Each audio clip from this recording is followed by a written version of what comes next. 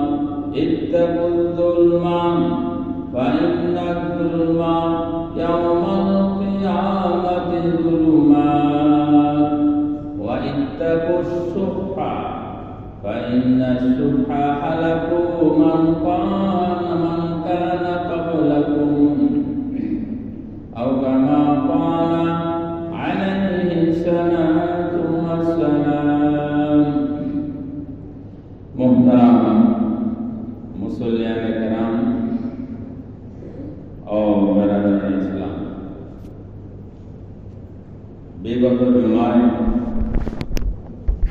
আলোচনা করেছিলাম মানুষের মধ্যে কিছু ভালো গুণ আছে আর কিছু মন্দ বিষয় আছে। তো তোর মধ্যে একটা গুণ ছিল গজব, রাগ। রাগ স্বভাবজাত মানুষের মধ্যে থাকে। এটা খারাপ, একেবারে খারাপ না, একেবারে ভালো। বিভিন্ন উদাহরণ দিয়ে বুঝাইছিলাম যে যদি আল্লাহর নাফরমানি, গর্হিত কাজ, অন্যায় কাজ দেখে তখন অবশ্যই তার রাগ আসতে হবে। আর অযথা বিভিন্ন জায়গায় অপ্রয়োজনীয় রাগ করা মানুষের জন্য ক্ষতিকর। যারা রাগকে সংযত করে তাদের উপকার, আর যারা সংযত করে না তাদের অপকার কি, এই বিষয়ে গত জুমায় আলোচনা করেছিলাম। এই বিষয়ে এই জুমায় আরেকটি বিষয় বলতে চাচ্ছি।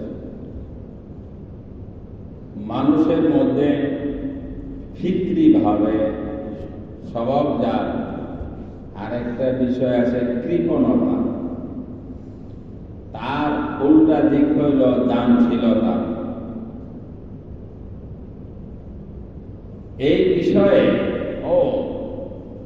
কোরআনে কারীমের মধ্যে এবং আহাদিসের মধ্যে বিশদ বর্ণনা আছে। কৃপণতা মূলে ভালো জিনিস নয়।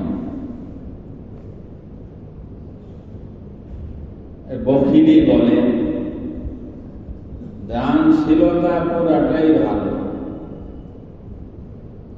হাদিসে পাকে রাসূল কারীম সাল্লাল্লাহু আলাইহি ওয়াসাল্লাম বলেন, আল বখিলু করিবুম মিনাল্লাহি ওয়া করিবুম মিনাল জান্নাহ করিবুম মিনান নার। বখিল দেয়া হয় সে আল বখিলু ওয়াইদুম মিনাল্লাহি ওয়া ওয়াইদুম মিনাল জান্নাহ, আস-সাখিয়ু করিবুম মিনাল্লাহ ওয়া করিবুম মিনাল জান্নাহ। যিনি দানশীল হন তিনি আল্লাহরও নৈকট্যশীল হন এবং জান্নাতেরও কাছাকাছি। আর সখী দানশীল, যে দান করে সে আল্লাহরও নৈকট্যশীল বান্দা এবং জান্নাতের করিব অর্থ জান্নাতের অধিকারী সে। অপরপক্ষে একই হাদিসে পরে দুটা বাক্য বলছেন, আল বখিলু বঈদুম মিনাল্লাহ, কৃপণ আল্লাহ থেকে দূরে থাকে, দূরবর্তী হয়। ও বঈদুম মিনাল জান্নাহ, জান্নাত থেকেও উনি দূরে থাকে। তাহলে কৃপণতা যে কত খারাপ এই হাদিস দিয়ে বোঝা যায় না? আল্লাহ থেকে যে দূরে সরে যায় যেই কারণে, এই কারণ ভালো হতে পারে। জাহান জান্নাতের থেকে দূরে চলে যায় এই গুণ ভালো হতে পারে।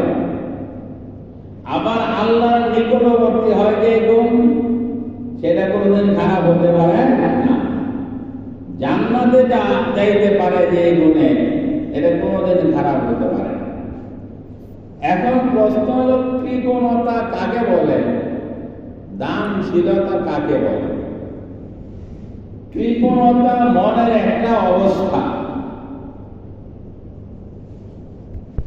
আমরা মনে করি যে শুধু লক্ষ লক্ষ টাকা দান না করলে কৃপণ। কৃপণ নিজের ব্যাপারেও কৃপণ নয়। আল্লাহ সম্পদ অধিক দিছে, কিন্তু সে ভালো একটা যে কাপড় পরে না, ভালোভাবে খায়ও না। দ্বিতীয় নম্বরে নিজের পরিবারের মধ্যে ভালো খরচ করে না। তৃতীয় নম্বরে সামাজিক ভাবে তার কোন আর্থিক খেদমত দেখা যায় না। চতুর্থ নম্বরে দিন ধর্মের কাজেও তাকে পাওয়া যায় না। আমার উস্তাদ হযরত মাওলানা নূর হোসেন কাসিমি দামাত বরকাতুহু বলতেন, বখিল কৃপণ তিন প্রকার।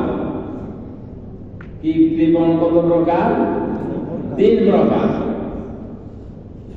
এক প্রকার হইল যে নিজে খায়, নিজে ভালো কিছু ব্যবহার করে না, বখিল। আরেকটা হলো যে নিজে তো ভালো খায়, পরিবার পরিজনরাও ভালো খাওয়ায়, অন্যকে দেয় না, এটা হলো দ্বিতীয় নম্বর। তৃতীয় নম্বর হইল নিজেও খায় না, আরেকজনকেও দেয় না, আরেকজনের দিলেও তার অন্ত বলে। অনেকে দেখবেন সে দাম ছিল এত টাকা দেওয়া, যত সন্তান নাই, তোমার ছেলে মেয়েদেরকে কিছু দেওয়া যাবে না। মানে নিজে তো দেয় না, আরেকজনের দেয়, এটা তো ভালো লাগে না। কৃপণ। রাসূল কারীম সাল্লাল্লাহু আলাইহি ওয়াসাল্লাম বলছেন যে তোমাকে যে আল্লাহ তাআলা সম্পদ দিয়েছে, এটা তোমার শরীরে তোমার চাল চলনে, তোমার উঠা বসায় আল্লাহর নিয়ামতরা যেন প্রকাশ পায়। অর্থাৎ তুমি তোমার স্ট্যাটাস অনুযায়ী তোমার চলবা, এর সে নিজে নামতে পারবে না। দ্বিতীয় নম্বর, নিজের পরিবার পরিজনের উপর খরচ করাকে সদকা বলা হয়েছে। নিজের ছেলে মেয়ে বৈধতার ভিতরে তাদেরকে ভালো অবস্থানে রাখা, তাদের পিছনে খরচ করা, এটা সদকাতুন। সদকা করলে যে সব, দান করলে যে সব, সে সব হবে। কিন্তু নিয়ত থাকতে হবে কার? আল্লাহ সন্তুষ্টি, আল্লাহর হুকুমের কারণে করতেছে। এরপরে পরিবার পরিজনকে দেওয়ার পরে আপনার অন্যদেরকে সামাজিক ভাবে দেওয়া, আত্মীয় স্বজনকে দেওয়া। যারা কৃপণ হয় তারা দুনিয়া তো, পরকালে তো ক্ষতিগ্রস্ত, ব্যর্থ। দুনিয়া তো তার মতো বোকার ব্যর্থতা আর কেউ নাই। টাকা তো অর্জন করে, কিন্তু টাকার পাহারাদারিও করে, কিন্তু সামান্য একটু ভোগ করতে পারে না।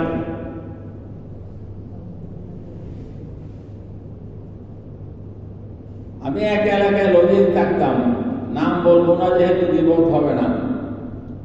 তো ওই এলাকার একজন মানুষ বাড়িতে বিল্ডিং করছে, ওই আমি যখন ছাত্র জীবনে গ্রামে, তাহলে সেই মানুষ ধনীরা করি, ধনীরা, কারণ ওই টাইমে দোতলা বিল্ডিং করা ছাদ দেয়া, এটা অনেক বড়। তো একজন মানুষ বিল্ডিং দেখা তার একটা ভালো সচ্ছল ফ্যামিলি, ভালো ফ্যামিলি থেকে বিয়ে দিতে। এখন বিয়ে দেওয়ার পরে দেখে এই বাড়িতে তো বিল্ডিং আছে কিন্তু খাওয়া দাওয়ার নাই। আরো কয়েকজন যারা এই বাড়িতে আসে সবাই বিল্ডিং থেকে, ভালো পরিবার থেকে, যারা সচ্ছল পরিবার, এখন অবস্থায় দাঁড়াইছে যে বাজার থেকে ভালো মাছ আনবে, গোস্ত আনবে, এটার কথা বললেও মুশকিল। এখন তারা পরামর্শ করলো যে কি করা যায়, আমরা তো এইভাবে জীবন কাটাইতে পারবো না। টাকা বলছে তো আমার বাড়ির ট্রেনে রাখে। ওই মেয়েরা চিন্তা ভাবনা করে তারা বললো যে কাজ করতে হবে, আমরা তো থাকতে পারবো না, তো আমরা আলাদা বাজার করতে হবে, আলাদা বাজার করে খাইতে হবে। কিন্তু এটা যদি বাড়িওয়ালা জানে তাহলে তো আমাদের 12টা বাজাইব। সুতরাং বাড়িওয়ালা বাজার থেকে যে শুটকি আরো কিছু আনে, এটা পাক করে বাড়িওয়ালারা খাওয়ায়, আর ওই মহিলারা মাছ গোস্ত আলাদা করে খায়। কৃপণ হওয়ার ক্ষতি দেখেন কিরকম, এটা বাস্তব ঘটনা। এখনো আপনাদের এই ঘটনা হবে যে আজিব কারবার, আমাদের তো অনেক পুরুষরা দান করে, যে হুজুর এটা কাউকে বলবেন না। আপনার তার বলা দরকার কি? ও হুজুর যদি জানে আমি টাকা পয়সা কামাই করি, কিন্তু আমি দান করবো, এটা আমি ইচ্ছে মতো দান করতে পারি না, আমার বউ কোনোভাবেই রাজি না।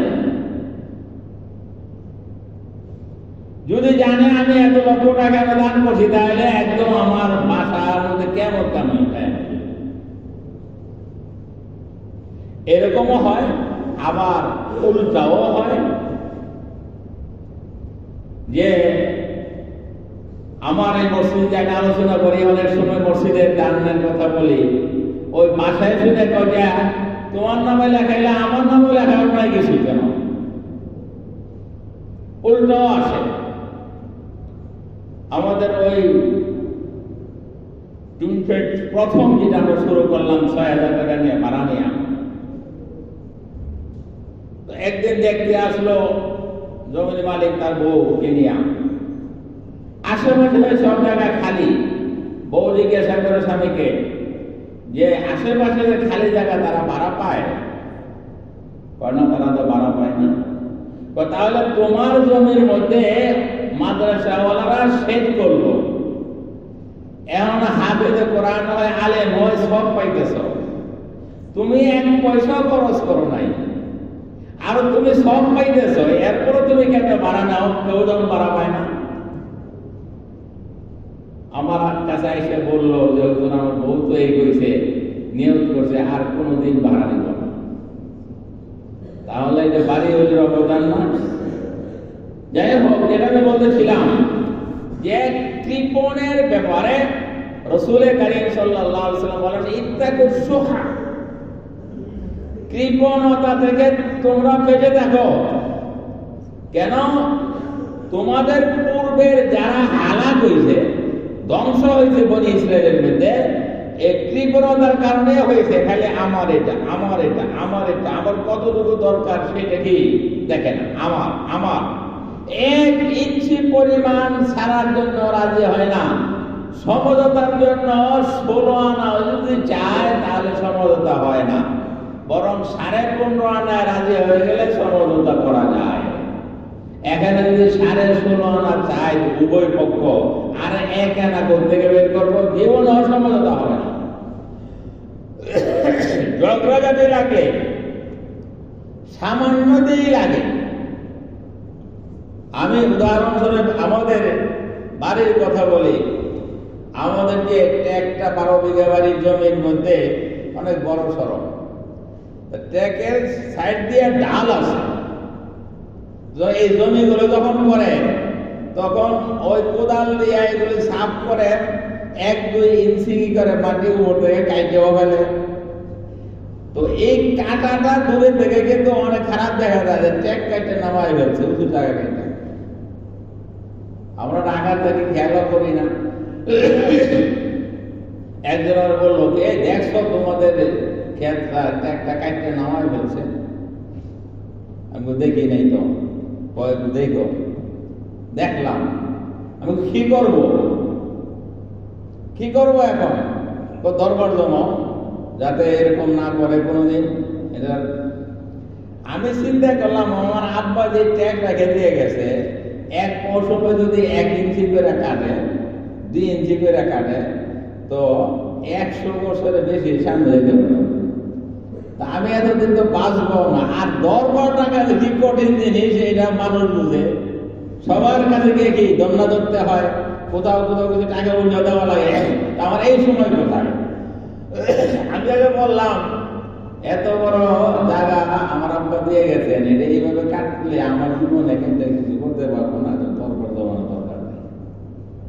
আমি দেখছি যে যেই জায়গার মধ্যে ছিল এই জায়গায় এখনো আছে, আর ঝগড়া লাগলে ওই দিনই লাগতে পারতাম।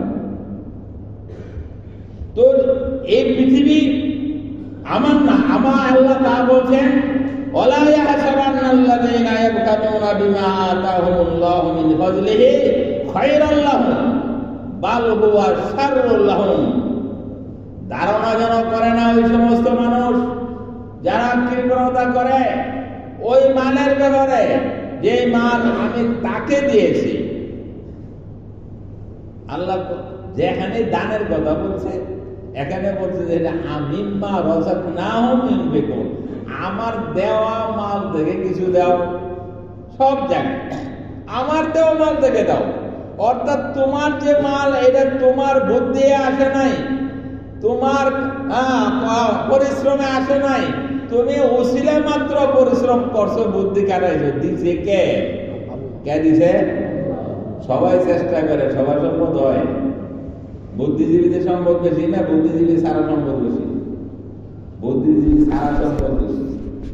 আল্লাহ তো সম্পদ যাকে চান তাকে দেবেন, চেষ্টা করবে সবাই, কিন্তু সম্পদ পাবে কারা? যাকে আল্লাহ দিবেন সেই পাবে। এই জন্য আল্লাহ বলেন, যারা কৃপণতা করো, ওয়ালা ইয়াহসাবান্নাল্লাযীনা ইয়াবখালুনা বিমা আতাহুমুল্লাহু মিন ফাজলিহি, ওই মালের ব্যাপারে যে মাল আল্লাহ অনুগ্রহ করে দিয়েছেন, এর অর্থ সম্পদ কে দিয়েছেন? বাল হুয়া শাররুল লাহুম, তাদের জন্য কল্যাণকর নয়, বরং এটা তাদের জন্য অকল্যাণকর। একটা দুইটা আয়াত না, প্রচুর আয়াতের মধ্যে আল্লাহ রাব্বুল আলামিন এই কৃপণতা যে মানুষকে ধ্বংস করে, কৃপণতা মানুষকে খারাপ করে, এই কথা বলেন।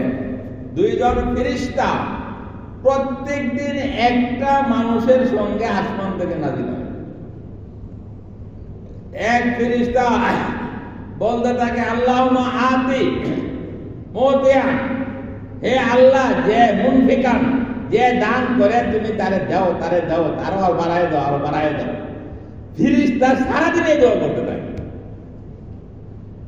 আর আরেক ফেরেশতা বলে আহলে মুমসিকান, যে এইরকম ভাবে কাগজ হয়ে রয়েছে, আল্লাহ তাআলা ধ্বংস করে দাও, ধ্বংস করে দাও, ধ্বংস করে দাও।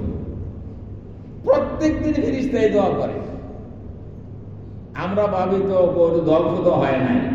আসলে যদি ওই যে বাড়ি দ্বারা সবাই ভালো খায় আর এর শুধু পর্দা দিয়ে খাওয়ায়, এর সে ধ্বংস আর কি হতে পারে?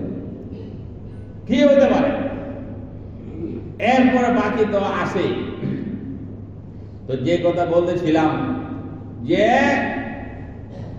কৃপণতা নিজের পরিবারের খরচ করার ব্যাপারে, নিজের পোশাক পরিচ্ছদের ব্যাপারে এবং নিজের আত্মীয় স্বজনের ব্যাপারে, সামাজিক কাজে এবং সব জায়গায় মনের একটা অবস্থা কারো না থাকলেও সে দেওয়ার চেষ্টা করে।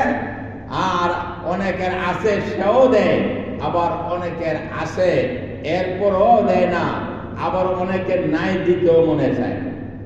দেখেন, গরিব হওয়ার পরও কৃপণ হইতে পারে, ধনী হইতে পারে। কারণ মনের অবস্থা যেহেতু, আল্লাহ আমার যদি থাকতো তাহলে আমি দিতাম, মনের থেকে যদি বলে, তাহলে গরিব হওয়ার পরও সে সখী দানশী।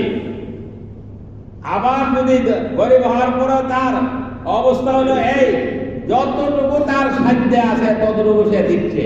এই জন্য রাসূল কারীম সাল্লাল্লাহু আলাইহি ওয়াসাল্লাম দানের ব্যাপারে বলছেন যে যার 100 টাকা আছে সে 10 টাকা দান করলো, যার 10 টাকা আছে 1 টাকা দান করলো, আর যার 1 টাকা আছে 10 ভাগের 1 টাকা দান করলো, 1 অংশ দান করলো।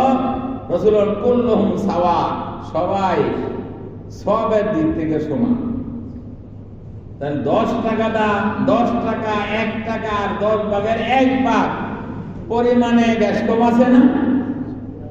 পরিমাণে বেশ কম তো আছে, কিন্তু সব হইলো কেন? যে প্রত্যেকে তার সম্পদের মানে 10 ভাগের 1 ভাগ দান করছে। কারো তো 10 ভাগের 1 ভাগে 10 টাকা হয়েছে, কারো 1 ভাগের 10 ভাগের 100 ভাগের 10 ভাগ কি হবে? আরো অনেক বেশি হবে। আল্লাহু আকবার, আল্লাহু আকবার। তাহলে আল্লাহ যখন সম্পদ দিতে চায়, বলে যে আশ-শাইতানু ইয়াইদুকুমুল ফাকরা, শয়তান তোমার শুধু কৃপণ হওয়ার ভয় দেখায়। এই দিও না, দিও না, এই তুমি গরিব হয়ে যাবা। কে ভয় দেখায়? শয়তান। কে ভয় দেখায়? শয়তান। ইয়াইদুকুমুল ফাকরা, আল্লাহ রাব্বুল আলামিন কোরআনে কারীমে বলেন, শয়তান তোমাকে ভয় দেখায় কিসের? দারিদ্রতা। ওয়ায়ামুরুকুম বিল ফাহশা, আর ফাহশা কাজের নির্দেশ দেয়। যখন তুমি অন্য জায়গায় অবৈধ জায়গায় খরচ করবা, তখন আর শয়তান বাধা দেয়। গান হোক, নাটক হোক, ক্লাব হোক, ওইখানে কিছু না দিলে হয় না। ওইখানে ভালো করে ধরে, এত টাকা আপনার দিতে হবে, দরজন দিয়া কত টাকা হয়ে দেয়। আর যেখানে তোমার ফায়দা হবে, এখানে কয় পরকালের জন্য দেন, আপনার ইচ্ছে মতো দেন। কিন্তু ওইটা দেওয়া, অশ্লীলতার নির্দেশ দেয়।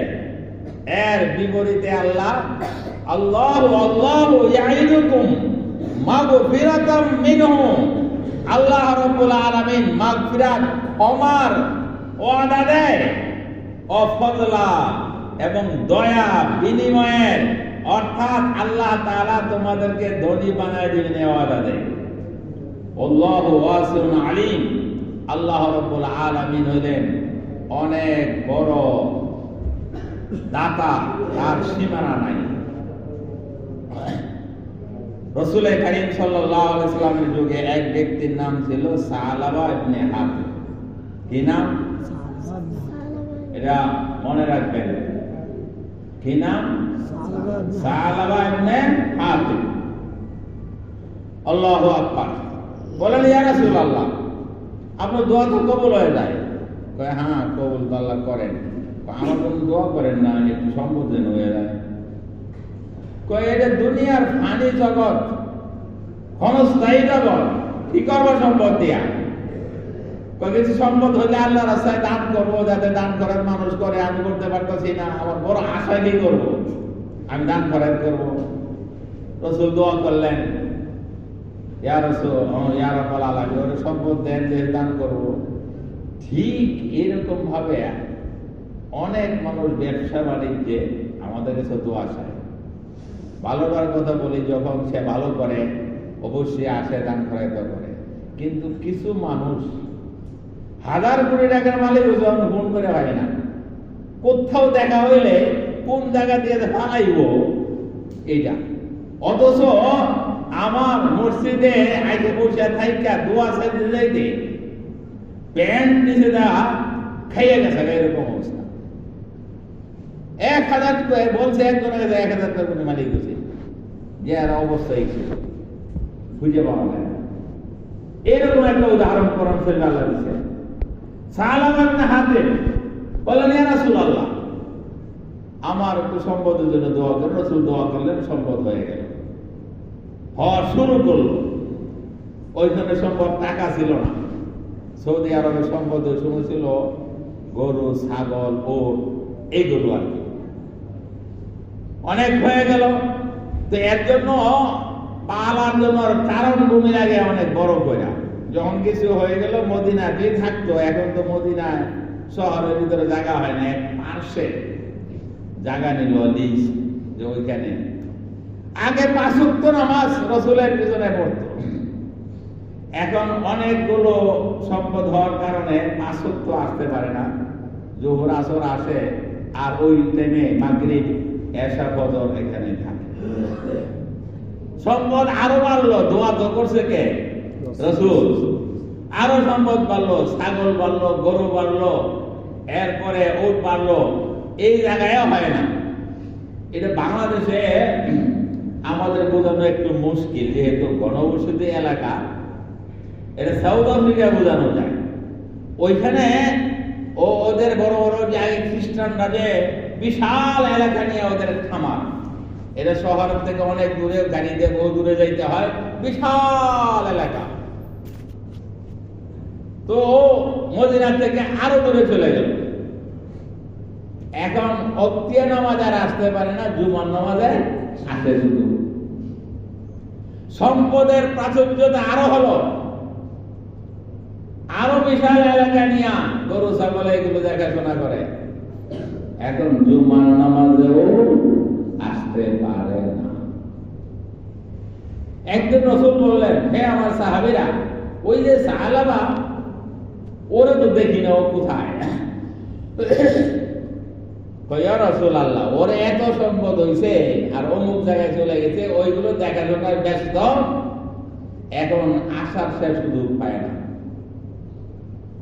আমাদেরও জেনে রাখা উচিত, ব্যবসা বাণিজ্যের কারণে হুজুর ব্যস্ততা, নামাজের সময় পাই না, কথা খুব ভালো লক্ষণ না।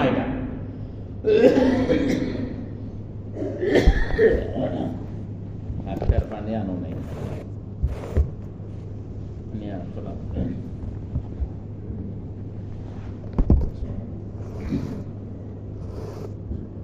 খুব ভালো লক্ষণ না। কাজকর্মের কারণে বলা যায়, ব্যস্ততার কারণে নামাজের সময় পাই না। নতিজা, এটা ফলাফল দেখলে বুঝবেন কেন ভালো না। তখন এত সম্পদ হয়েছে, আসার সুযোগ পায় না, রাসূল নীরব রয়ে যায়। কিছুদিন পরে যাকাতের হুকুম নাযিল হইল। এতটা ছাগল হইলে, এতটা প্রতি 40টা ছাগলে একটা বকরি দিতে হইব, একটা ছাগল দিতে হইব, 5টা উঠে একটা দিতে হইব, এরকম। তখন আমেল যারা জাকাত উসুল করে তাদেরকে পাঠানো হইল ওই এলাকায় জাকাত উসুল করতে। এর মধ্যে ওই সাহাবা হাতেমের কাছেও দিল।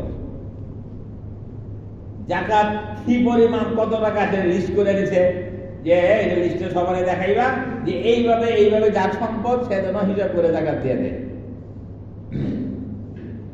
এরপরে তাকে জাকাত দেখানো হইল।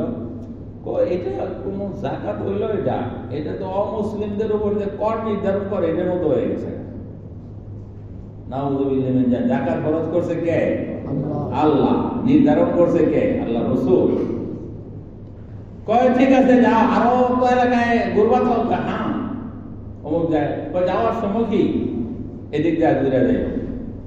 আরেক জায়গায় গেল, ওইখানে রসুলের নোটিশ পাইয়া তার চোখ দিয়ে মারিয়া পড়ছে। রসুলের পক্ষ থেকে আসছে, যাও এখান থেকে যেগুলো সবচেয়ে ভালো এগুলো নিয়ে এলো। ও তো সব ভালোগুলো দিয়ে দিল। আবার তার কাছে আসলো, আবার এই কথা কয়, এটা কর কর মনে হয়, ঠিক আছে বলে দেখা যাবে না, যাও এখন দিতে পারবো না। আল্লাহু আকবার। মদিনায় জাকাত নিয়ে আসলো। সাহাবা ইবনে হাতিমের কথা রাসূলের কাছে যখন বললেন, রাসূল ওয়াই হায় ইয়া সাহাবা, সাহাবার ধ্বংস হোক, সাহাবার ধ্বংস হোক। আয়াত নাযিল হয়ে গেল, ওয়ামিনহুম মান আহাদাল্লাহ। হে নবী, কিছু মানুষ ওয়াদা করে যদি তা আল্লাহ তাকে কিছু দেয় তাহলে সে সৎকার ভাবে দান করবে, আর যখন আল্লাহ তাকে দিল বাকিল কৃপণতা করে। হে নবী, কিয়ামত পর্যন্ত তার কোন দান সদকা আর তুমি গ্রহণ করবা না। এই কথা একজনে গিয়ে বললো ইয়ার কাছে, সাহাবার কাছে, এই কি করছো, ধ্বংস হয়ে গেছো, তুমি জাকাত দিলা না। দৌড়ায় জাকাত নিয়ে আইলো সে। রাসূল বলেন, তোমার জাকাত নেওয়া যাবে না, আল্লাহ নিষেধ করেছেন। আবু বকরের যুগে আবার নিয়ে আসছে। আবু বকর বলেন, যেটা রাসূল গ্রহণ করেন এটা আমি গ্রহণ করবো, যাও। আবার ওমরের যুগে নিয়ে আসে, ওমরও গ্রহণ করে নাই। রাসূল আর আবু বকর যেটা গ্রহণ করে নাই ওমর গ্রহণ করবে। ঠিক তেমনি ভাবে ওসমান গনি রাদিয়াল্লাহু তাআলা গ্রহণ করে নাই, আর ওই সময় তার ইন্তেকাল গ্রহণ করলো না। এখনো গরিবরা না খায় থাকে মরবে না। আত্মীয় স্বজন গরিব হইলে যারা কোনো না কোনো চলে যাবে, মাদ্রাসা মসজিদে চলে যাবে, কিন্তু আপনার আমার সম্পদ গ্রহণ হবে। যাদেরকে আল্লাহ তাআলা দেওয়ার তৌফিক দিয়েছেন শুকরিয়া আদায় করতে হবে। একেবারে সেই দায় করে, আল্লাহ আমার মতো হাজারো মানুষ টাকা পয়সাওয়ালা আছে কিন্তু তার মন নাই, দান করতে পারে না, আমার দিশ এবং মনও দিশ, এর শুকরিয়া আদায় করে শেষ করবে। এটা হলো বাস্তব, এটা হলো বাস্তব। আল্লাহ রাব্বুল আলামিন আমাদের সবাইকে এই মারাত্মক ব্যাধি কৃপণতা থেকে দূরে থাকার তৌফিক দান করুন, এবং অত্যন্ত ভালো গুণ দানশীলতা প্রত্যেকের হাইসিয়ত অনুপাতে, প্রত্যেকের সাধ্য অনুপাতে দেওয়ার তৌফিক দান করুন। আল্লাহর নৈকট্যশীল হওয়ার তৌফিক দান করুন। আরেকটা বিষয় সংক্ষেপে বলে দেয়, অনেকে যেহেতু প্রশ্ন করছেন এই জন্য প্রশ্নের উত্তর বলে আর কি। আমিও তো ফেসবুক এত দেখি না, এখন শুনতেছি খালি শুধু ওয়াইজিনে খুব ঝগড়া। রাসূল সাল্লাল্লাহু আলাইহি সাল্লাম নবুয়তের 40 বছরের আগেই নবী না 40 বছর পার হওয়ার পরে নবী হয়েছেন? এই ঝগড়া তো আমার জন্মের শুরু থেকে পর্যন্ত শুনি নাই। নতুন করতে করে আবার করতে মাথা ছাড়া দিল। এটা ফেসবুকে মাথা নষ্ট করে দিচ্ছে, কারণ ওইখানে লাগাম টেনে ধরার মতো কেউ নাই। ঘরের ভিতরে থেকে যা মনে চায় তা কম যায়। সামনাসামনি হইলে না প্রত্যেকের শ্রদ্ধা বুধরাই খা, এরপরে কথাবার্তা বলে এবং অসংযত কথা বলে না। কিন্তু নিজে ঘরে থেকে যা মনে চায় তা কইলাম। আর এটা যদি সরকারের বিরুদ্ধে যায় তাহলে অ্যাকশন হয়ে যায়, আর সরকারের বিরুদ্ধে না গিয়ে যদি এটা কুরুক্ষেত্র হয়ে যায় কিছু নাই, সরকারও তার সাথে। রাসূল সাল্লাল্লাহু আলাইহি সাল্লাম 40 বছরের আগে নবী ছিলেন না 40 বছরের সময় নবী হইলেন? রাসূলের দুইটা হাদিস আছে। এক হাদিস আছে যে আমি তো নবী ওই সময় যখন হযরত আদম মাটি এবং পানির মধ্যে আছে। আবার আরেক হাদিসে বলছেন যে আমাকে আল্লাহ তাআলা রাসূল হিসেবে প্রেরণ করেন 40 বছর বয়সে। কথা তো দুটোটা রাসূলের না, দুটোটা সহিহ আছে। তাহলে এটা বুঝতে হবে বিষয়টা। নবুয়তের প্রকাশ, নবুয়তের দাওয়াত, মানুষকে দাওয়াত দেওয়া, ওহী নাযিল করা, এটা 40 বছর বয়সে গাড়ি হেরাত থেকে শুরু হয়েছে। কিন্তু আল্লাহ যে তারা নবী বানাবে এটা কি ওই দিন না আগের থেকে আল্লাহ নির্ধারণ করে রাখছে? এটা তো দিন আদম আলাইহিস সালাম মাটি এবং পানির মধ্যে ওই সময় থেকে আল্লাহ নির্ধারিত। তো এই কথাটা তো আমরা এমনি জানি সব সময় যে আমার কার্যক্রম শুরু করছেন 40 বছর বয়সে, প্রেরণ করেছেন আমাদের জন্য ওই বয়সে। কিন্তু এর আগের থেকেই রাসূল সাল্লাল্লাহু আলাইহি সাল্লামকে নবুয়তের পূর্ব পাথরে সালাম দিত, গাছে সালাম দিত, বুঝতো এটা নবী, মানুষ বুঝতো না। কিন্তু নবুয়তের কার্যক্রম রাসূলই বলেন যে আমাকে দাওয়াত দেওয়ার জন্য পাঠানো হয়েছে 40 বছর বয়সে গাড়ি হেরায়, ইকরা বিসমি রাব্বিকাল্লাযী খালাক। তো এই কথা বিশ্বাস করলে তো সব শেষ হয়ে যায়। একজন আরেকজনের কাফের বলা বলে এত মজা লাগে কেন? কথাটা সহজ না, কিন্তু এটা এখন কঠিন করে তুলছে। আল্লাহ রাব্বুল আলামিন আমাদের সবাইকে বুঝার তৌফিক দান করুন। আগেও আমরা বুঝছিলাম, সাধারণ মানুষও বুঝছে। অনেক কয়েকজনে এটা উস্কায়, আবার একজন আরেকজনের কাফের কয়। কিসের জন্য কয় আল্লাহই জানে। বর্তমানে এটি বড় ফিতনা। যত বেশি মারা যায় ফেসবুকের থেকে নিজেকে দূরে সরায় রাখা, এটি বড় নিরাপদ, এছাড়া আর নিরাপদ কিছু না। আল্লাহ তাআলা আমাদের সবাইকে যে কথাগুলো বলছে মানার তৌফিক দান করুন। ওয়া আখিরু দাওয়ানা আলহামদুলিল্লাহি রাব্বিল আলামিন। যারা সুন্নাত পড়েন